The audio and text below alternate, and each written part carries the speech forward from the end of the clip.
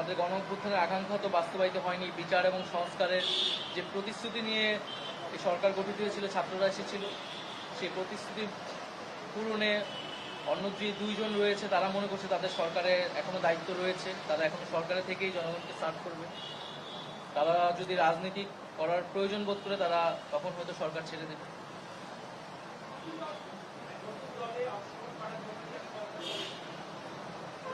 হ্যাঁ, নতুন যে রাজনৈতিক শক্তি এবং দল গঠন হচ্ছে, আমি সেখানে অংশগ্রহণ করতে আমার অভিপ্রায় আছে এবং জনগণের সাথে মিশে আবারও জনগণকে ঐক্যবদ্ধ করা এবং আমাদের যে গণঅভ্যুত্থান এর যে প্রতিশ্রুতি সেটা বাস্তবায়নে মাঠে থেকে কাজ করার লক্ষ্যে আমি সরকার থেকে পদক্ষেপ করছি।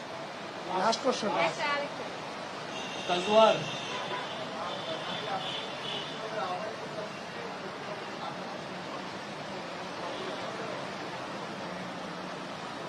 এটার জন্য আপনাদের দলটির যেদিন ঘোষণা 28 তারিখ, সেদিন পর্যন্ত অপেক্ষা করতে হবে, সেদিনই এটা জানা যাবে।